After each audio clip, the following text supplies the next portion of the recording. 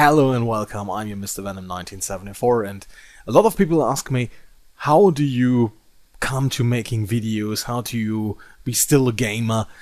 And there's some reasons where some nice computers, nice consoles that are very inspiring and very good for entertaining, and so it's time to show you my favorite. Maybe you send a video response as well. I'm expecting something interesting because I don't have seen everything, you can guess it, well, a lot of it, but there are some nice elements I want to show you. My first system was the Philips Video Pack. You maybe know it as a Magnavox Odyssey. The Odyssey 2, or the Philips Video Pack G7000, was my really first system as a kid, and the G7400, also known as the Magnavox Odyssey 3, but I think was never released in North America, is a really nice system. I think you can call it, it's a hybrid between computer and console. It was released in 1983 and I think it was really famous here in Europe. One of the special things you see where is a red button. The G7000 hadn't a red button. There was no possible to turn it off and turn it on, so it was really always on, but it was not so good. So this thing has this little thing, and the G7400 has some own unique games, and some games were able to use the plus system, so you have better backgrounds, better sprites, and I think there were some really nice games for it, and I think show you some. And yes, this is a real system. It was a really nice childhood, if you ask me. Here are some examples, you know, Atlantis. This is also really good on the system. It's really good on the system. But I think Atlantis is in every system really good. Super Cobra is a little bit different from most of the games you know. This game hasn't any scrolling, so you walk or fly from screen to screen, but it's really unique. It's really interesting, and I think this is really good game, even without scrolling. And Neutron Star, I think, is really rare, I think. I don't know why, because this was really to get in the old days, and it's a really good game, and I think it's with background graphics, it's nice. Believe me, also there's a great games library on the system, believe me. You know my fable for the MSX system, and this is the MSX2. I own 4 computers of the MSX generation. 3 Philips and I think 1 is an Sanyo. And this is the MSX2. This is the Philips 8235, I think. VG8235. Just Google it. I think it is it. And this is my MSX2 system, what I got as a kid. This is a mixture also, computer and console, and I think the games you see were as a disk drive and whereas the cartridge slot, where we have 2 cartridge slots, so you can use the Game Master to cheat something. Or combinations, I think Konami made a lot of things with cartridge combinations. This is a really strong system, and I think Metal Gear or Nemesis 2, Gradius 2 are really awesome games if you are a hardcore collector. Maybe you want to get an MSX, but believe me, it's not so easy. It isn't. If you are outside of Europe, I think it's more difficult than to get one of these still running and functional. But if you get one, it's really nice. It's a typical PC, I think, a pre-PC if you want to call it. And it's really good as style. There are a lot of discs still available for the system. So it's really interesting. And this is one of my inspiring systems. I think I wrote the first basic programs on this thing, I think. Maybe I'm wrong, but I don't think so. I think it was on this system. This is the Commodore 64, maybe the best home personal computer ever. I think this system dominated the 80s. I think this is so successful in Europe. This thing was a masterpiece, a million seller. And I think everybody has a C64, and with them right. This system was really famous for its secure copies of video games. I think we have tons of great games on the system, and this is personal my favorite system maybe of all time. This is really good. I think this is, from a basic level as a programmer, this is not acceptable. Maybe you can call it crap.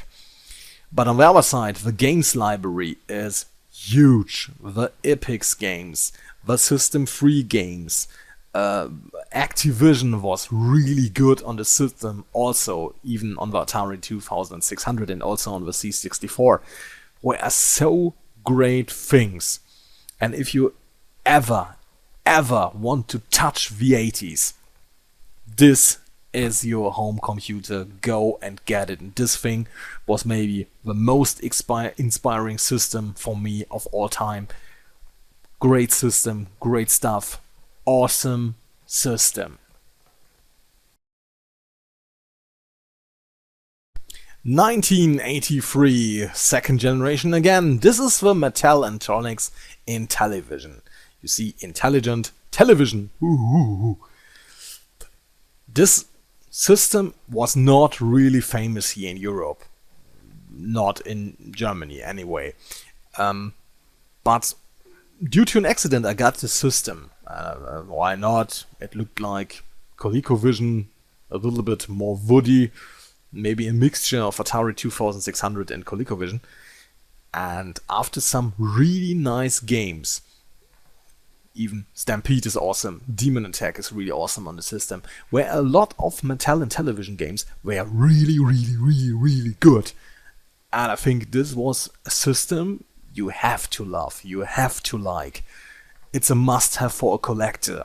If you like the typical Atari stuff, this is a collection, this is a console, and with a great game library collection, you have to get it. It's really that good. So, do yourself a favor and play with the thing. It's a little bit strange with the controls. This mobile keypad is not so great, and the discs are also not the greatest thing on the living planet, but there are really good games on it, so do yourself a favor and play it. And believe me, I will show you some games in the next weeks or months, because there are really good games on it. Believe me.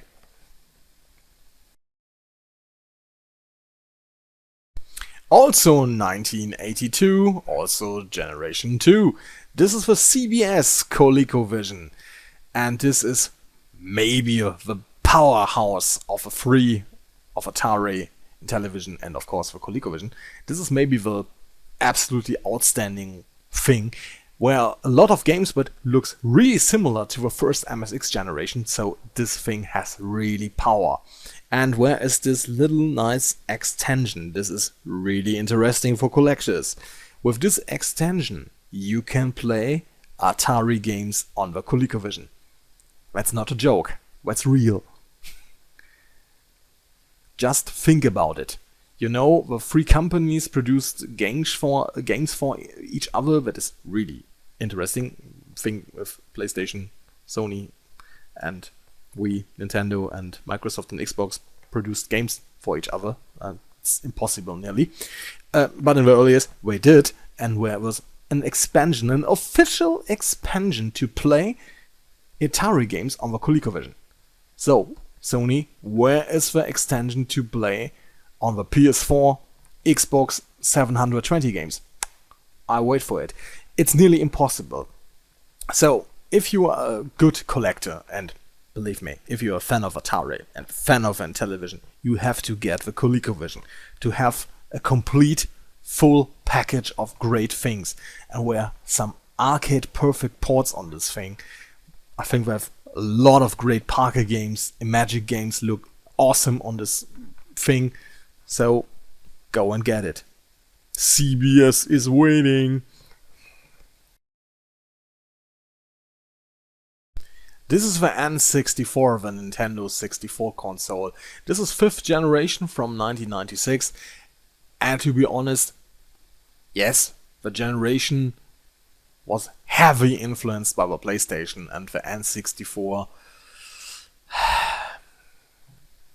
looks really outdated. But to be honest, I love this console. I'm a huge fan. I have a lot of cartridges for it, I think 200 plus or something, and we are really awesome games for it. Think about the rare games like Donkey Kong 64, like GoldenEye. Think about the Mario titles. Mario 64 is outstanding as a jump run, maybe only beaten by Mario Galaxy. This is really awesome jump and run, where is a really good game library. I know where a lot of collectors don't like this kind of console, but it's really good. It's not really unique, but we're really solid games, and I think the system is much better than its reputation, so I love it. Maybe you give it a chance. One of the greatest classics of our gaming industry is the ZX Spectrum, and this is the computer. I looked for nearly 3 years for this great system, and it's really that good. This is a small computer. It's not really huge, but it has substance. Great games library. Everybody knows this is a legend in Great Britain, and with them right, cause this system is really good. So if you are interested in computer history, where it's no way, you have to get a ZX Spectrum. Awesome games, really awesome games, where really creative games on the system. So do yourself a favor, if you get this rubby computer, go and get it. It's that gum, and it's great. I love to have it, and it's great for my collection. The Amiga 500 from 1987. If you love the C64, this is the next step. And to be honest, I missed a lot in my gaming history, because I didn't have an Amiga in these days, and now I've owned an Atari ST and an Amiga, of course. And the Amiga 500 has a gigantic games library. It's maybe on the same level like a 64, has awesome music. If you ever listen to Chris Hülsbeck's Turricane or something, it's that damn good. Play Pinball Dreams on the Amiga. It's gigantic. And what was new to me, Amiga had really good arcade ports. Rainbow Island, Rodland. Absolutely outstanding game. If you are a fan of gaming, this is the machine of the 16-bit era from the computer side. This is really outstanding. I know where a lot of people think the ST is better, but to be honest, I'm now on the side of the Amiga. 1984, it's time for Atari 7800. This is 3rd generation computing, and this is a really awesome system. You can play your 2600 games on it, and also, what is really interesting, you can play the enhanced 7800 versions on it, and this is really, really good. If you get this thing, it's nice, it has a lot of power, and I think a lot of people skip that, but it's not good. Take it from me, if you're a collector and an Atari fan, go get this thing. You won't regret it.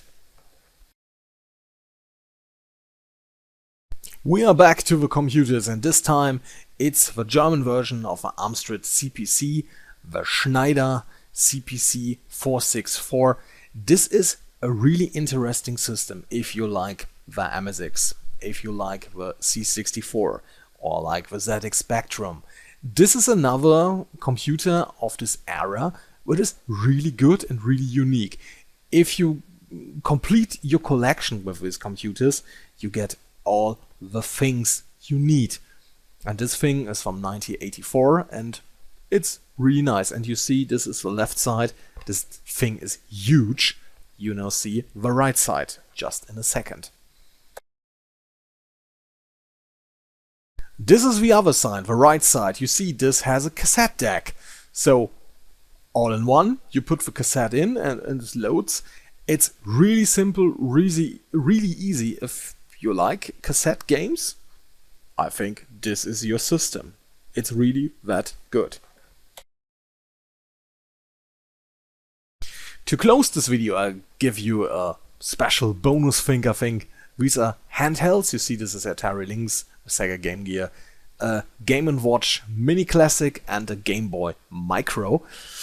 If you're interested in some more details and more consoles, I think we're 2 or 3 or 5, but I can show you in some ways I'm missing in this video series. Please write, leave a comment, I will show them. There's some missing, Mega Drive, Sega Saturn, something like that, and I will show it. So, and now it's time for the closing words. Thanks for watching. I'm your Mr. Venom 1974, and if you like this video, please rate, leave a comment, subscribe, and if you want, send me a video response as well. See you. Bye bye.